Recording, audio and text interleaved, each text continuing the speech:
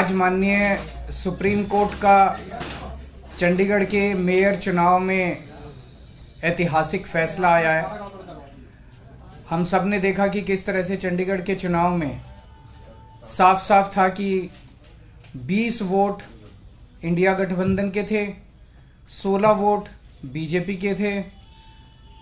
20 में से 8 वोट किस तरह से इंडिया गठबंधन के वोट गलत तरीके से इनवैलिड डिक्लेयर कर दिए गए और इंडिया गठबंधन के कैंडिडेट कुलदीप कुमार को हारा हुआ डिक्लेयर कर दिया गया, बीजेपी के कैंडिडेट को जीता हुआ डिक्लेयर कर दिया गया। मामला जब सुप्रीम कोर्ट में गया तो सुप्रीम कोर्ट ने बहुत जल्दी सुनवाई करके और आज जो पूरा जो प्रोसेस भी था, किस तरह से माननीय सुप्रीम कोर्ट ने सारे बैलेट पेपर मंगाए अपने पास, बैलेट पेपर खुद देखे और आज रिजल्ट डिक्लेयर कर दिया। ये मुझे लगता है कि भारतीय इतिहास के अंदर शायद पहली बार हुआ है। हम सुप्रीम कोर्ट का बहुत बहुत शुक्रिया अदा करते हैं कि इतने कठिन समय में आज जो देश के अंदर जो हालात हैं, पूरा डिक्टेटरशिप चल रही है, जनतंत्र को कुचला जा रहा है जगह जगह, सारे इंस्टीट्यूशंस जो हैं वो एक तरह से कुचले जा रहे हैं, रौंदे जा रहे हैं। ऐसे में सुप्रीम कोर्ट का ये जो फैसला है ये बहुत मायने रखता है जनतंत्र के लिए और जनतंत्र को बचाने के लिए ये सुप्रीम कोर्ट का फैसला बहुत अहम है। इंडिया गठबंधन, इसलिए हम सुप्रीम कोर्ट का बहुत बहुत शुक्रिया अदा करते हैं। इंडिया गठबंधन की ये बहुत बड़ी जीत है, पहली जीत है, बहुत बड़ी जीत है और बहुत बड़े मायने रखती है। एक तरह से उन लोगों से छीन के लाए हम लोग ये जीत। उन लोगों ने तो चोरी कर लिया था ये चुनाव, उन लोगों ने तो वोट चोरी कर लिए थे, लेकिन हमने हार नहीं मानी। हम आखिरी समय तक लड़ते रहे, संघर्ष करते रहे और अंत में हमारी जीत हुई। तो ये पूरे देश के लिए, इंडिया गठबंधन के लिए बहुत बड़ी जीत है और बहुत बड़ा संकेत देती है देश को। जो लोग कहते हैं कि बीजेपी को हराया नहीं जा सकता, बीजेपी को हराया जा सकता है, एकता से हराया जा सकता है, अच्छी प्लानिंग और स्ट्रेटेजी से हराया जा सकता है और मेहनत से हराया जा सकता है। ये इस चुनाव के नतीजों ने साबित कर दिया। तो मैं इंडिया गठबंधन के सभी पार्टनर्स को बहुत बहुत इसके लिए बधाई देता हूँ। चंडीगढ़ के लोगों को बधाई देता हूँ, जिनको चंडीगढ़ के लोगों की एक तरह से जीत हुई। चंडीगढ़ के लोगों ने तो नतीजा यही दिया था कि भाई इंडिया गठबंधन का कैंडिडेट मेयर बनना चाहिए, लेकिन उन्होंने चोरी कर लिया चुनाव। तो एक तरह से जनता की हार हो गई थी, लेकिन अब जनता की जीत हुई है और पूरे देश की जीत हुई है। पूरे देश ने देखा कि किस तरह से बीजेपी ने यह चुनाव चोरी किया। इस चुनाव में 36 वोट थे टोटल, बीजेपी के, कांग्रेस के, आम आदमी पार्टी के, अकाली दल के 35 काउंसलर और 1 मेंबर ऑफ पार्लियामेंट, 36 वोट थे। उन 36 वोट्स की काउंटिंग में बीजेपी वालों ने 8 वोट चोरी कर लिए, 25% वोट चोरी कर लिए 36 के अंदर। सोचो,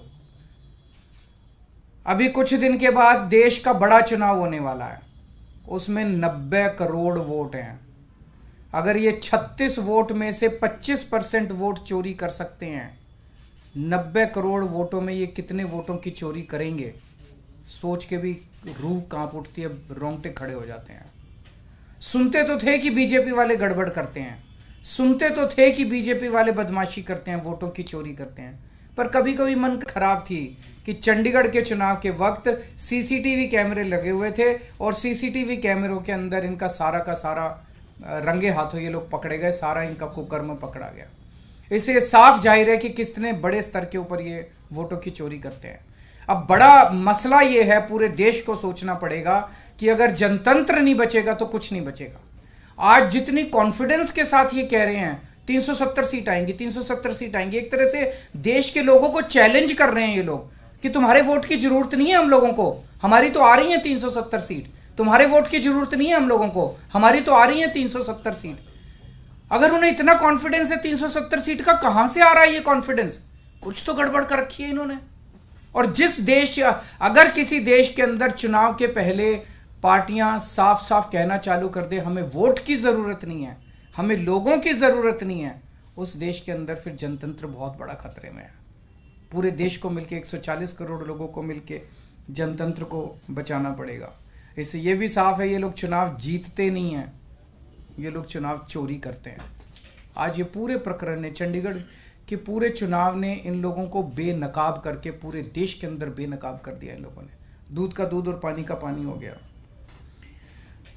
मैं फिर से एक बार इंडिया गठबंधन को बहुत बहुत बधाई देता हूं और माननीय सुप्रीम कोर्ट को बहुत बहुत शुक्रिया अदा करता हूं। अगर एक दो क्वेश्चंस आपके हैं तो। 3 पार्षद भी बीजेपी में चले गए, वो भी एक बड़ी चीज़ है कि इनका पूरा षड्यंत्र क्या था, कि षड्यंत्र था कि हमारे अब पार्षदों को तोड़ेंगे। ये चुनाव, जैसा मैंने कहा कि पहले तो पूरी कोशिश करते हैं ईवीएम में धांधली कर दो, इसमें धांधली कर दो, किसी भी तरह से चुनाव जी, अगर हार जाएं तो फिर ये काउंसलर्स को तोड़ना चालू कर देते हैं, एमएलएस को तोड़ना चालू कर देते हैं, सरकारें गिरानी चालू कर देते हैं, ईडी लगा देते हैं, सीबीआई लगा देते हैं, पैसे की गड्डियां फेंकते हैं उनकी तरफ, सब तरह से तोड़ने की कोशिश करते हैं। ये जनतंत्र थोड़ी है। सर इन चुनावों ने दिखाया कि कैसे अगर आम आदमी पार्टी और कांग्रेस मिल जाए तो बीजेपी को हरा सकते हैं। मैंने अभी यही बोला। तो क्या पंजाब में भी आप इस पर? ये मैंने बोला कि किस तरह से अगर हम सारे लोग इकट्ठे हो जाएं, इंडिया गठबंधन के इस चुनाव ने एक बहुत बड़ा मैसेज दिया है। जो लोग कहते हैं कि बीजेपी को हराया नहीं जा सकता, बीजेपी को हराया जा सकता है अगर हम संगठित हो जाएं, एक हो जाएं, स्ट्रैटेजी से काम करें और मेहनत करें, हम बीजेपी को हरा सकते हैं। हमने ये चुनाव में हरा के दिखाया है। पंजाब में सोचेंगे दोबारा से? नहीं, वो स्ट्रैटेजी जीतने की स्ट्रैटेजी है, आप उसमें चिंता मत करो, उसमें जीतेंगे। अभी कई सारे राउंड्स ऑफ डिस्कशन हो चुके हैं और काफी अंतिम स्टेज पे बाकी चीजें पहुंच चुकी है। बहुत जल्दी अनाउंस होगा उनके साथ गठबंधन। पंजाब का क्लियर कर दिया, अकेले बाकी सारी चीजों पे बात हो रही है, बाकी सारे स्टेट्स में बात हो रही है और कई सारे राउंड्स ऑफ डिस्कशन हो गए हैं। काफी अच्छी बातचीत चल रही है और काफी एडवांस्ड स्टेज पे है। बहुत से आपके साथी हैं जो इंडिया अलायंस की बस में चढ़े तो थे लेकिन धीरे धीरे उतरने की कोशिश कर रहे हैं। सबका अपना अपना वो है। मैं आज आपको लगता है कि उनको देख आज के जो रिजल्ट उनको उम्मीद जगी होगी और वो वापस आ सकते हैं?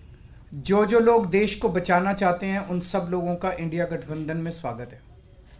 सर आपको लग रहा है लार्ज स्केल रिगिंग भी लोकसभा के समय ये अपोजिशन को, इंडिया ब्लॉक को अब डर है जिस तरह का पिछले कुछ दिनों में घटित हुई हैं चीजें? देखिए, ईवीएम को लेके बहुत प्रश्न उठते रहते हैं। जैसे मैंने बताया, इनकी मल्टीपल स्टेजेस हैं। पहले तो ये चुनाव में गड़बड़ करते हैं, तरह तरह की गड़बड़े करते हैं, वोटर लिस्ट गड़बड़ कर देते हैं, ईवीएम के अंदर गड़बड़ी की बहुत सारी शिकायतें और बहुत सारे वो आए हैं, लेकिन उसके ऊपर कभी भी इन लोगों ने जनता का विश्वास जीतने के लिए ईवीएम के गड़बड़ी जो आरोप लगे उसको इन्होंने जनता का विश्वास स्ट्रेंथन नहीं किया। तो ईवीएम के उसके बावजूद भी अगर ये कहीं चुनाव हार जाएं तो फिर ईडी है, ईडी छोड़ देते हैं, सीबीआई है, सीबीआई छोड़ देते हैं, उससे भी कोई नहीं माने, पैसे फेंकते हैं उसकी तरफ। उसके बाद ये एमएलए और एमपी तोड़ लेते हैं। इस तरह से जनतंत्र मल्टीपल लेवल पे अब खतरे में है और जनतंत्र सबसे इंपॉर्टेंट है देश के अंदर। जनता की चलनी चाहिए, जनता अपनी सरकार चुने। अगर जनता की नहीं चलेगी और एक किसी व्यक्ति को अगर ये अहंकार हो जाएगा कि हमारी तो 370 सीट आ रही है, जनता की तो जरूरत ही नहीं है, 140 करोड़ लोगों की मुझे क्या जरूरत है, मेरी तो 370 सीट आ रही है, तो उसके बाद जनता कहां जाएगी?